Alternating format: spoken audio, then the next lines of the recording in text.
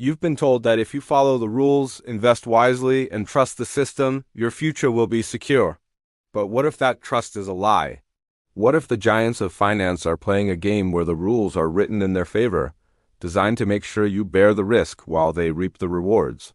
Today, we'll break down how a single company, once the seventh largest in America, orchestrated one of the most devastating corporate frauds in history, destroying thousands of lives and shattering the illusion of corporate integrity. But before we start, if you enjoy videos that expose the hidden mechanics of money and power, make sure you subscribe because we have a lot to uncover together. And tell me in the comments, what's the biggest corporate scandal you remember? And where were you when you first heard about it? I'm curious to see the stories that have shaped our collective memory. Let's start with a question. Why is it that a company celebrated by Wall Street, praised by politicians, and hailed as the future of energy could collapse into dust overnight, taking with it the life savings of its own employees? The answer isn't about a simple bad investment or a market downturn. It's about a culture of ambition so toxic it twisted the very definition of profit, a story of power, manipulation, and lessons the world refused to learn. It's the story of Enron. To understand this catastrophic failure, we need to travel back to the dawn of the new millennium. The year is 2000, and Enron is not just a company, it's a religion. From its gleaming headquarters in Houston, Texas, it preached a new gospel of finance. Led by its charismatic chairman, Kenneth Lay, and his brilliant, ruthless protege, Jeffrey Skilling, Enron had transformed itself from a mundane natural gas pipeline operator into a titan of the new economy. They didn't just sell energy. They traded it. They created markets for everything from broadband internet capacity to weather derivatives. On paper, they were innovators, pioneers bending the forces of capitalism to their will.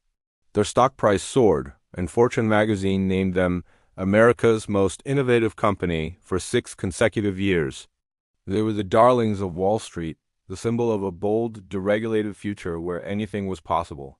For the thousands of employees who poured their life savings and 401k retirement funds into Enron stock, investing in the company wasn't just a financial decision, it was an act of faith. They believed they were part of a revolution, building wealth for their families on the foundation of a corporate giant that could not fail. But behind the towering stock charts and the glowing press releases, a dark secret was festering. The spectacular profits that dazzled investors weren't real. They were an elaborate illusion. A masterpiece of accounting fraud crafted by a man named Andrew Fastow, Enron's chief financial officer. The system was deceptively simple in its audacity. Enron was accumulating massive amounts of debt from its risky and often failed business ventures. In a normal company, this debt would have appeared on the balance sheet, spooking investors and cratering the stock price. But Enron was no normal company. Fastow engineered a labyrinth of thousands of off-the-books shell corporations, known as Special Purpose Entities, SPEC. These phantom companies, with names like Raptor and Jedi, existed for one purpose: to hide Enron's colossal debt and to create the illusion of phantom profits. The scheme worked like this. Enron would sell its underperforming or toxic assets to one of these SPEs. The SPE would pay Enron with a promissory note or even more brazenly with Enron's own stock. Enron would then book the sham transaction as a real profit, boosting its earnings report and sending its stock price even higher. It was a financial perpetual motion machine, a house of cards built on circular logic and outright lies. The company was essentially paying itself with its own inflated stock and calling it revenue. All the while, Fastow was not just hiding debt. He was personally enriching himself, skimming millions from these off-the-books deals, a conflict of interest so blatant it defied belief. The watchdogs who were supposed to protect the public, the auditors, the credit rating agencies, the investment banks were all complicit. The prestigious accounting firm Arthur Andersen, paid millions by Enron, signed off on the fraudulent books year after year. Wall Street analysts, eager for a piece of Enron's investment banking fees, issued glowing buy recommendations, urging the public to pour more money into the ticking time bomb. The lie could only last as long as the stock price kept rising. By mid-2001, the cracks began to show. The dot-com bubble had burst, and the broader market was faltering. The SPEs, whose value was propped up by Enron's own inflated stock, began to unravel. As the stock price dipped, the entire fraudulent structure threatened to collapse, forcing the hidden mountains of debt back onto Enron's official books. Internally, the panic was palpable. In August 2001, after just 6 months in the top job, CEO Jeffrey Skilling abruptly resigned, citing personal reasons. The real reason was clear. He was a captain abandoning a ship he knew was sinking. His departure sent a shockwave of fear through the market. Just days later, a brave vice president named Sharon Watkins wrote an anonymous memo to Chairman Ken Lay, warning him that the company was an elaborate accounting hoax and was about to implode in a wave of accounting scandals. Lay, the benevolent father figure of the company, dismissed her warnings. He went on camera, reassuring employees and the public that the company was fundamentally strong, that the stock was an incredible bargain, and that the fundamentals were in place. While Lay was publicly encouraging his employees to buy more stock, he and other top executives were secretly and frantically selling their own. In the months leading up to the collapse, Lay sold over $60 million worth of his Enron shares. Other executives cashed out hundreds of millions. They knew the end was near and were securing their golden parachutes.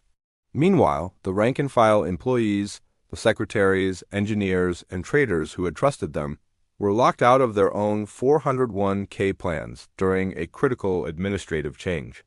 For 34 agonizing days in October and November 2001, as the stock price plummeted from over $30 a share to less than $1, they could only watch in horror as their life, savings, their retirement, their children's college funds, and their dreams vanished into thin air. They were trapped, victims of a system designed by the very leaders they had been taught to admire. On December 2, 2001, the inevitable happened. Enron, a company valued at nearly $70 billion just a year earlier, filed for bankruptcy. It was, at the time, the largest corporate bankruptcy in American history. The fallout was immediate and catastrophic. Over 20,000 employees lost their jobs, their health insurance, and their pensions. The average employee's 401k, once worth over $100,000, was now valued at just a few thousand. Many lost everything. Stories emerged of lifelong employees who were left with nothing, forced to sell their homes and face a future of poverty after decades of loyal service. The ripple effects were immense. The accounting firm Arthur Andersen, once one of the 5 largest in the world, was found guilty of obstruction of justice for shredding tons of Enron-related documents and effectively ceased to exist, putting 85,000 people out of work globally. The scandal shattered public trust in corporate America and the financial markets. The names Enron and Andersen became synonymous with greed, corruption, and a profound betrayal of trust. In the aftermath, there was a reckoning. Lay, Skilling, and Fastow were indicted.